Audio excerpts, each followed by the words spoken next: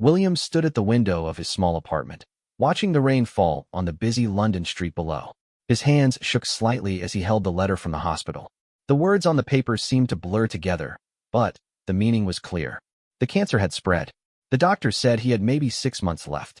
At 28 years old, William had always believed he had all the time in the world. He worked as a teacher at a local primary school, spending his days with children who saw magic in everything. Their laughter had always been his favorite sound. Now, that laughter felt distant, like something from another life. He thought about Kate, his girlfriend of 3 years, who was currently at her job at the veterinary clinic across town. She didn't know yet. How could he tell the woman he loved that their future together was about to be cut short? They had talked about marriage, about children, about growing old together. All of those dreams now seemed like fairy tales. The apartment felt too quiet. William walked to the kitchen and put the kettle on, a habit his mother had taught him when he was young.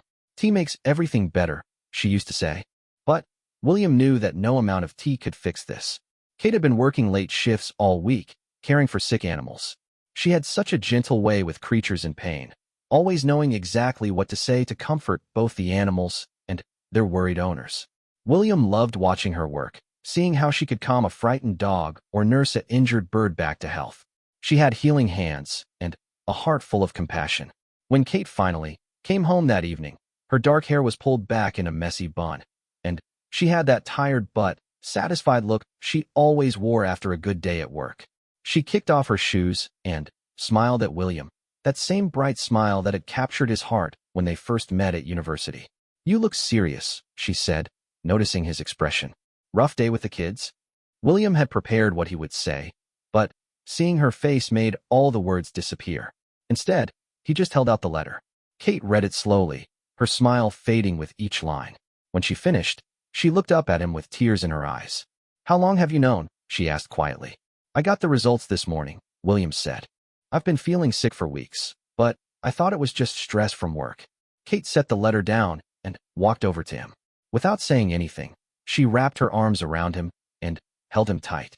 They stood there in their small kitchen, holding each other as the reality of their situation began to sink in. "We'll fight this," Kate whispered into his shoulder. "We'll find the best doctors, try every treatment. You're not giving up." William wanted to believe her, wanted to share her hope, but the doctors had been clear. The cancer was aggressive, and it had already spread too far. Still, he didn't want to take away Kate's optimism. Not yet. Over the next few days, Kate threw herself into research. She stayed up late reading medical journals and calling specialists. She made appointments and drove William to consultations with oncologists in different hospitals. Each visit brought the same news, but Kate refused to accept it. "There has to be something," she would say after each disappointing meeting. "Medicine is always advancing.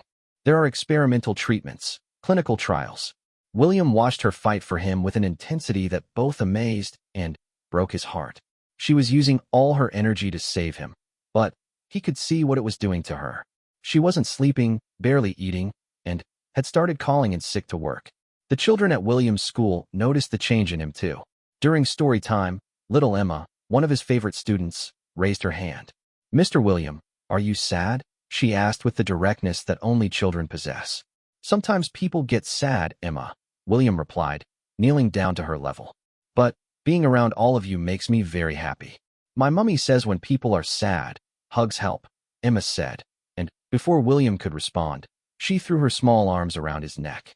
Soon, other children joined in, and William found himself in the middle of a group hug from a dozen 6-year-olds. For a moment, surrounded by their innocent love, he felt like maybe everything would be okay. That evening, William made a decision. He sat Kate down and took her hands in his. "I want to stop the treatments," he said gently. Kate pulled her hands away. "What do you mean? We can't stop. We haven't tried everything yet." "Kate, love, we've seen 5 different specialists. They all say the same thing. The chemotherapy isn't working, and it's making me so sick that I can barely enjoy the time I have left.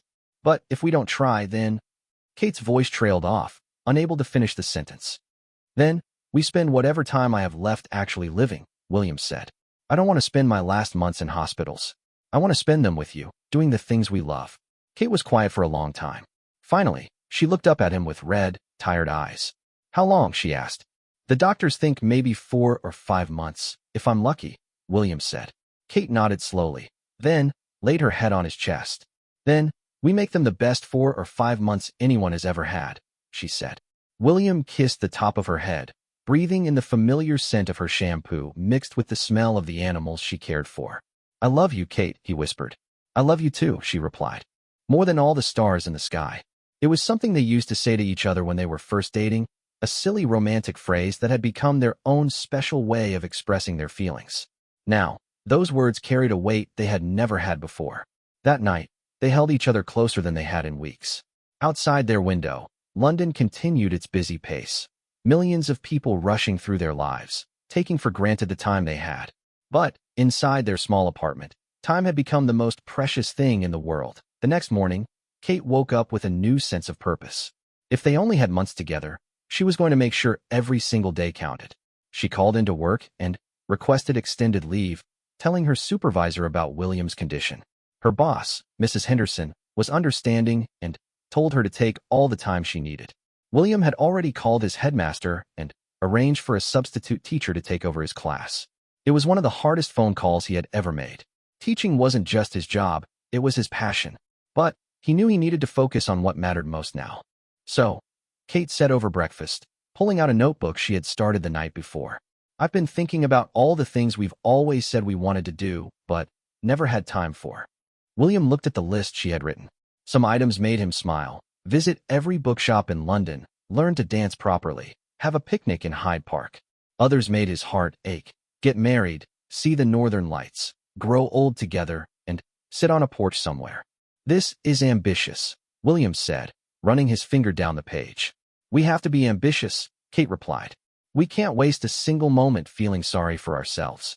Their first adventure was a trip to the small village where William had grown up. His parents, Margaret and James, still lived in the same house where William had learned to ride a bike and had spent countless summer afternoons reading under the old oak tree in the backyard. When they arrived, William's mother took one look at her son and immediately knew something was wrong. Parents have that ability to see through their children's attempts to hide pain. Over dinner, William told them about his diagnosis. Margaret cried quietly while James sat in stunned silence. They had always been proud of their son, watching him become a teacher and find love with Kate. The idea of losing him seemed impossible to accept. How long do the doctors think? James asked, his voice barely above a whisper. A few months, maybe more if I'm lucky, William said, trying to sound stronger than he felt. That night, Margaret showed Kate old photo albums filled with pictures of William as a child. There he was at age 5, missing his 2 front teeth and grinning widely. At 10, covered in mud after a football match. At 16, awkward and gangly in his school uniform. He was always such a happy child, Margaret said, touching a photo of teenage William. Even when things were difficult, he could find something to smile about. He still does that, Kate replied. It's one of the things I love most about him.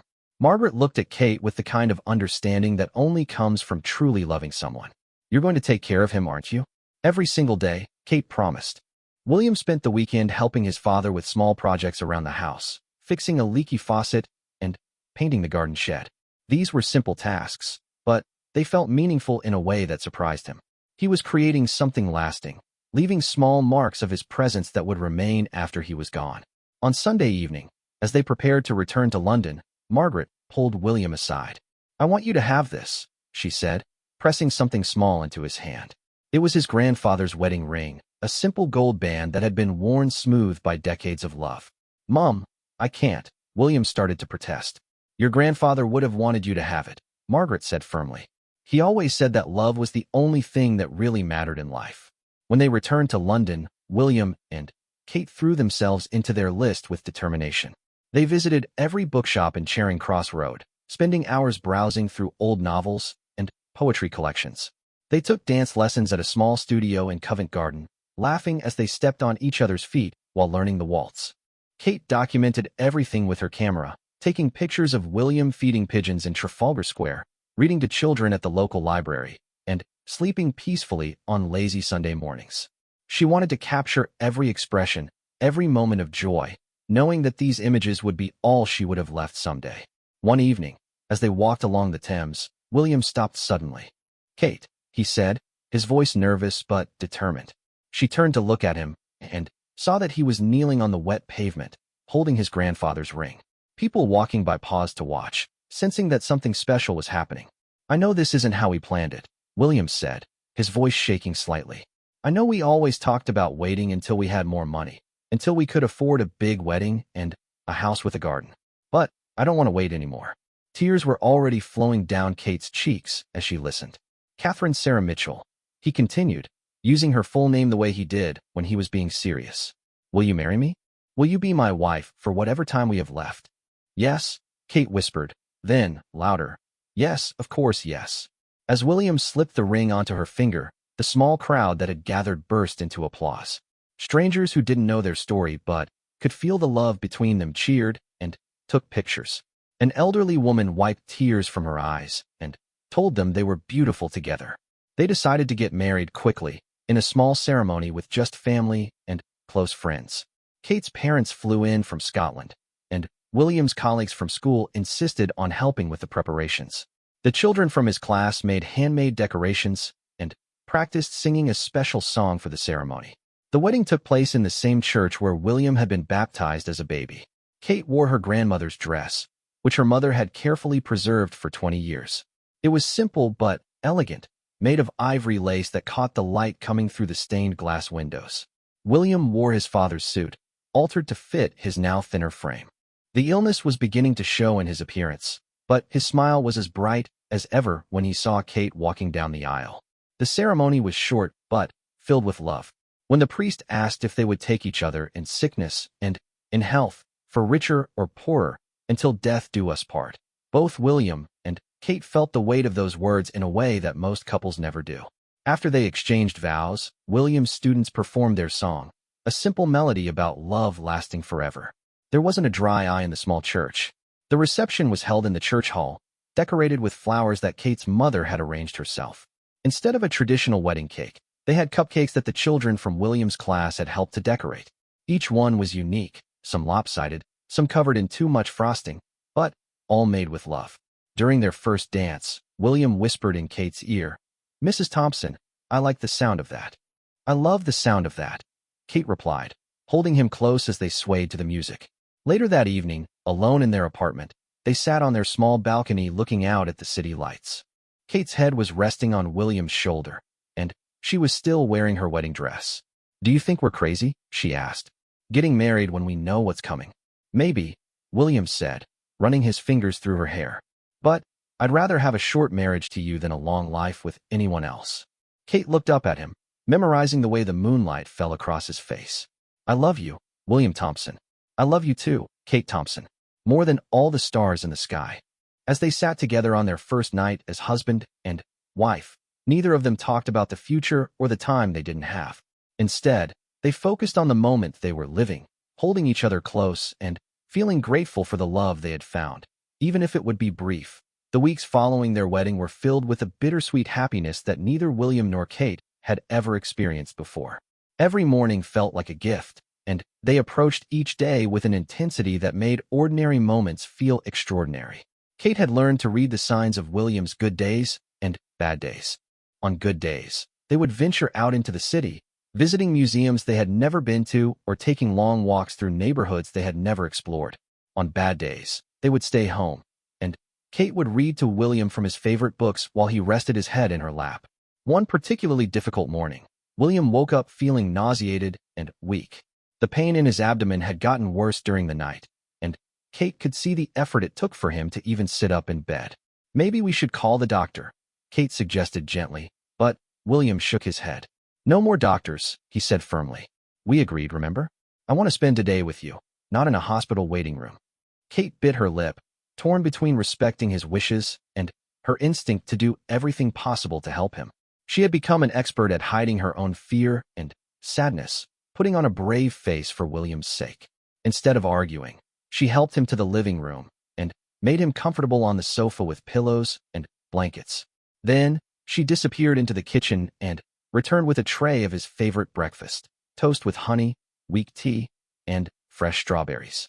"You know," William said as Kate settled beside him, "I never told you about my first day teaching." Kate smiled, recognizing his attempt to distract them both from his pain. "Tell me," she said, curling up next to him. "I was so nervous," William began. I had prepared lessons for weeks, practiced in front of the mirror, even rehearsed how I would introduce myself. But when I walked into that classroom and saw 25 6-year-olds staring at me, my mind went completely blank. He paused to take a small bite of toast before continuing. There was this little girl in the front row, Lucy, with pigtails and a gap between her front teeth. She raised her hand and asked if I was scared. I was so surprised by her honesty that I just said yes. I was scared. What happened then? Kate asked, even though she loved hearing his teaching stories and wanted to encourage him to keep talking. Lucy said that it was okay to be scared because her mummy gets scared sometimes too, and that being scared just means you care about doing a good job. Then, she offered to help me if I got confused about anything. William's eyes grew soft with the memory. That little girl taught me more about teaching in 5 minutes than all my university courses combined. Children have this amazing ability to see straight to the heart of things. Kate watched his face as he spoke, memorizing the way his eyes lit up when he talked about his students. Teaching wasn't just William's profession, it was part of who he was at his core. I've been thinking, William said after a moment of silence, about the children at school. They still don't really know why I've been gone. Mrs. Patterson has been wonderful as a substitute, but I think I should go back and say goodbye properly. Kate felt her heart clench, but she nodded. She understood how important this was to him. The next week, on one of William's better days, they went to the school together. The children were in the playground for morning break when William arrived, and the excitement in their voices when they saw him was overwhelming. "Mr. William," they called out, running toward him with the enthusiasm that only children possess. For a moment, Kate was worried that they might knock him over, but William just laughed and opened his arms to receive their hugs. Despite his illness, being surrounded by the children seemed to give him energy.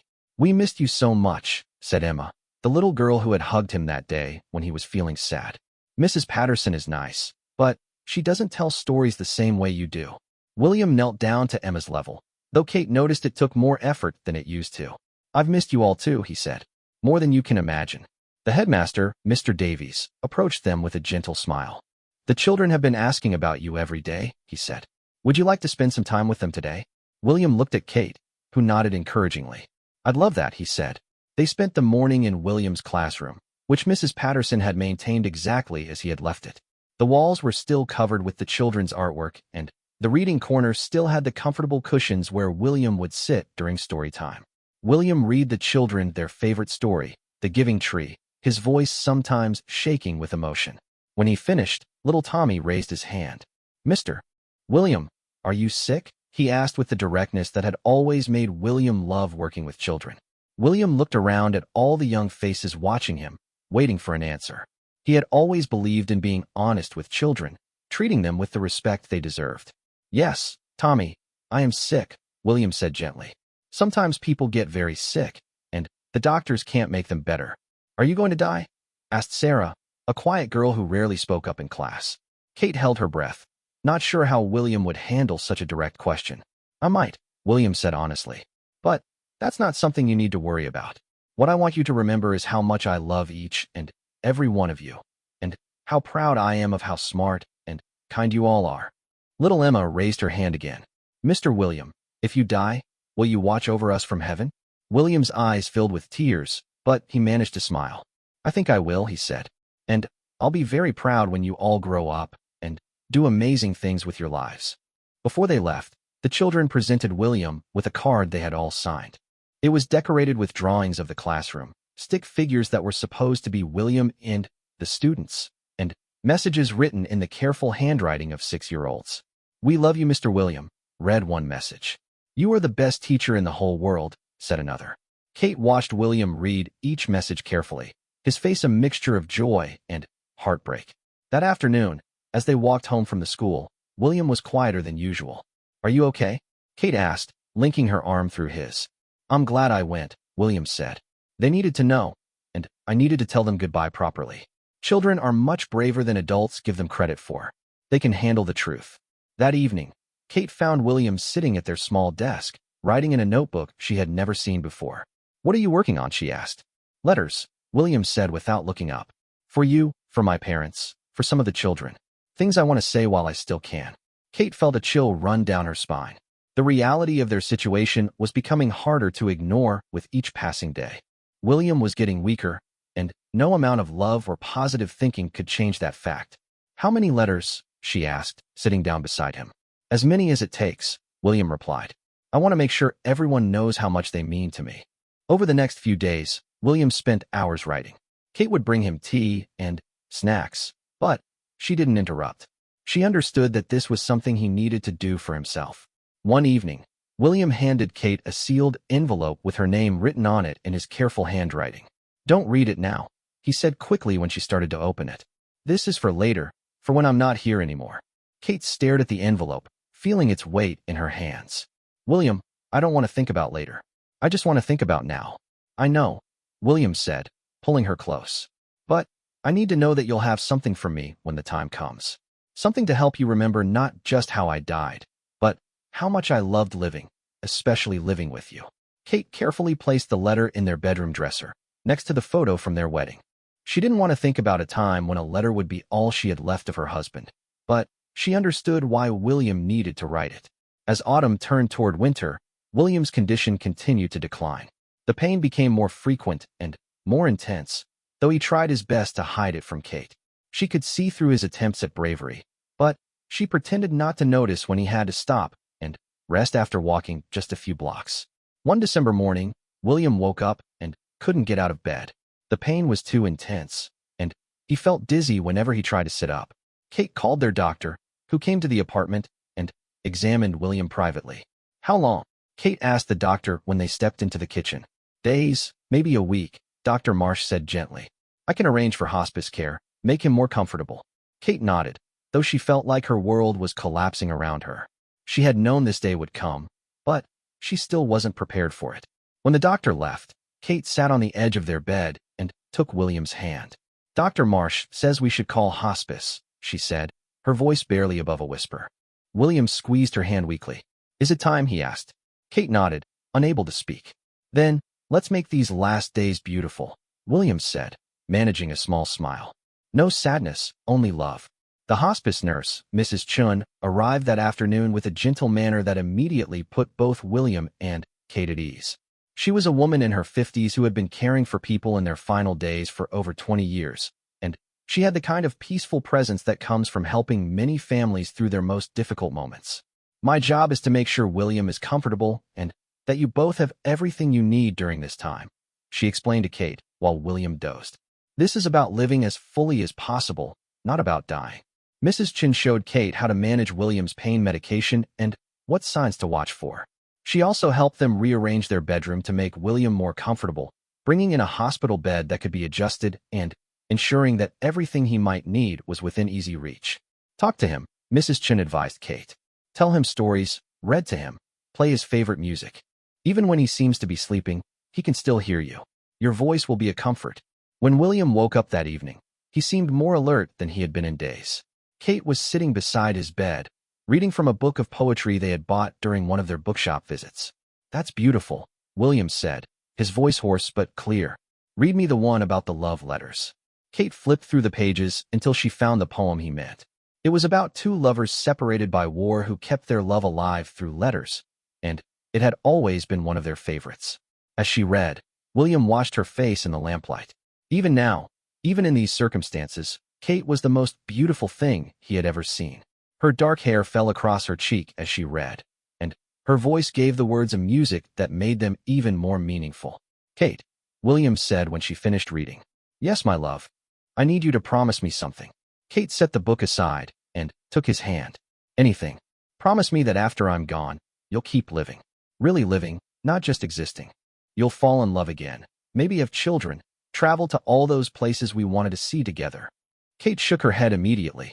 William, I can't promise that. I don't want anyone else. I only want you. But you can't have me forever, William said gently. And I can't bear the thought of you spending the rest of your life alone because of me. You have so much love to give, Kate. Don't let it die with me. I don't want to talk about this, Kate said, tears starting to flow. We have to, William insisted, using what little strength he had to squeeze her hand. I need to know that you'll be okay. That's the only way I can let go peacefully. Kate cried silently for several minutes while William watched her with infinite patience. Finally, she wiped her eyes and looked at him. I promise I'll try to keep living, she said. But I can't promise about loving someone else. That feels impossible right now. That's enough, William said. Just promise you'll try. Over the next few days, their small apartment became filled with visitors. William's parents came and stayed in a nearby hotel, spending as much time as possible by their son's bedside. Kate's parents arrived from Scotland, and friends from work and school came to pay their respects. The children from William's class came with Mrs. Patterson to visit. They had made him a large card with drawings of all their favorite memories from his classroom. Little Emma climbed up on his bed and gave him a careful hug. "Mr. William, are you scared?" she asked, the same question she had asked on his first day of teaching. "A little bit," William admitted. "But I'm also grateful for all the wonderful people I've known, especially all of you. We'll remember you forever and ever," Emma promised solemnly.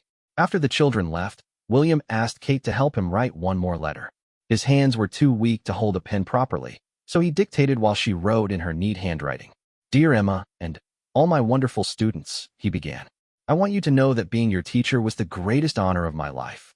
You taught me that learning never stops, that laughter is the best medicine, and that kindness is the most important thing we can share with each other." He paused, gathering his strength.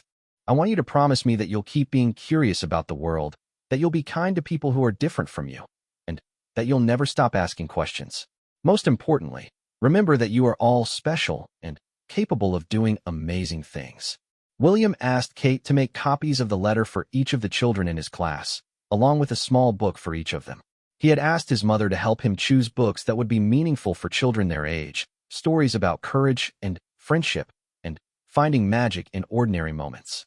As the week progressed, William slept more and more, but during his waking moments, he was peaceful and alert. He and Kate talked about their favorite memories together, laughing about the time they had gotten lost on their first holiday together and ended up in a tiny village where no one spoke English. "Do you remember that old man who drew us a map on a napkin?" William asked, smiling at the memory. "And the woman who invited us in for dinner even though we couldn't understand each other," Kate added. She kept pointing at us, and then, at her heart, "Love doesn't need words," William said. That's what she was trying to tell us. On Friday evening, William's breathing became more labored. Mrs. Chin checked on him and quietly told Kate that it would probably be that night or the next day. Kate called William's parents, who came immediately and sat with them through the long night. As dawn broke on Saturday morning, William opened his eyes and looked around the room. His parents were dozing in chairs beside the bed, and Kate was curled up next to him, her head on his pillow. "Kate," he whispered. She opened her eyes immediately. "I'm here," she said. "I love you," William said, his voice so soft she had to lean close to hear him. "More than all the stars in the sky." "I love you too," Kate replied, her tears falling onto the pillow they shared. "More than all the stars in the sky." William smiled, that same bright smile that had captured Kate's heart years ago in university. "Take care of yourself," he whispered. "Be happy." Those were his last words. William closed his eyes peacefully as Kate held his hand and whispered all the things she loved about him. He passed away quietly, surrounded by the people who loved him most, just as the sun was rising over London. Kate stayed beside him for a long time, holding his hand even after it grew cold. She wasn't ready to let go, wasn't ready for this to be over. But, eventually, Mrs. Chin gently helped her understand that it was time. "He's not in pain anymore," the nurse said softly. "He's at peace." Kate nodded through her tears, knowing it was true, but feeling like her own heart had stopped beating along with his. The next few days passed in a blur of arrangements and condolences. William had planned his own funeral months earlier, wanting to spare Kate the burden of making those decisions while she was grieving. He had chosen simple arrangements: a service at the same church where they had been married, followed by burial in the churchyard under the old oak tree where he had played as a child. The church was packed with people whose lives William had touched. His students, now accompanied by their parents, sat in the front rows. Colleagues from school filled several pews. Friends from university, neighbors from their building, even some of the pet owners Kate had met at the veterinary clinic came to pay their respects. Kate spoke at the service, her voice shaking but clear. "William believed that love was the most powerful force in the world," she said. "He lived every day of his life proving that belief. He loved his students, he loved his family, he loved his friends, and he loved me with the intensity that made every ordinary moment extraordinary." She paused, looking out at all the faces in the congregation. William's life was shorter than it should have been, but it was fuller than most people's lives could ever be. He packed a lifetime of love into 28 years, and that love will continue to live in all of us who knew him. After the service, as people gathered at the graveside, little Emma approached Kate with a small flower she had picked from the church garden. "This is for Mr. William," she said, placing the flower on the casket. "So he won't be lonely." Kate knelt down and hugged the little girl, remembering William's words about children being braver than adults. Even at 6 years old, Emma understood something profound about love and loss that many grown-ups never learned. In the weeks following the funeral, Kate felt like she was moving through the world underwater. Everything seemed muffled and distant, as if there was a barrier between her and the rest of life. Their small apartment, which had been filled with love and laughter just days before, now felt impossibly empty and quiet. Kate's mother stayed with her for the first week, cooking meals that Kate couldn't taste, and sitting quietly beside her while she stared at photo albums. Well-meaning friends called and visited, offering condolences and casseroles, but Kate found it exhausting to pretend to be grateful for their concern. "It's normal to feel this way," Mrs. Chun had told her before leaving. "Grief isn't something you get over quickly. It's something you learn to carry differently." 2 weeks after the funeral, Kate finally opened the letter William had written for her. She had been carrying it around in her pocket since the day he died, but she hadn't felt ready to read his final words to her. She sat on their bed, surrounded by his clothes that still smelled like him, and carefully opened the envelope. William's handwriting, shaky from illness but still distinctly his, filled 3 pages. "My dearest Kate," the letter began. "If you're reading this, it means I'm no longer with you, and I can only imagine how much pain you're feeling right now. I wish I could take that pain away, but since I can't, I want to try to give you something else instead, the certainty that our love was real and perfect and worth everything we went through to have it." Kate had to stop reading several times as tears blurred her vision, but she forced herself to continue. "I know you're probably angry at me for leaving you, and that's okay. I'm angry too. We should have had 50 years together, not just a few months. We should have had children who look like you, and grandchildren to spoil, and lazy Sunday mornings when we're old and gray. I'm furious that we'll never have those things. But, Kate, my love, what we did have was extraordinary. In our short time together, I felt more love and happiness than most people feel in a lifetime. You made every day brighter just by being in it. You turned ordinary moments into magic simply by sharing them with me." William went on to write about specific memories. Their first date when Kate had spilled coffee on her dress and laughed so hard that William fell in love with her laugh before he even knew her name. Their first Christmas together when they were too poor to buy expensive gifts and instead spent the day reading to each other from library books. The morning he woke up and realized he wanted to spend every morning for the rest of his life watching Kate sleep peacefully beside him. "I need you to know that marrying you was the best decision I ever made," the letter continued. "Even knowing how it would end, I would choose to love you again in every lifetime. You are the most extraordinary woman I've ever known, and losing you is the only thing about dying that breaks my heart." Then came the part Kate had been dreading, where William talked about her future without him. "I know you don't want to think about this right now, but someday you're going to have to decide how to live the rest of your life. Please, please don't let my death be the end of your story. You have so much love left to give, so many dreams still to pursue.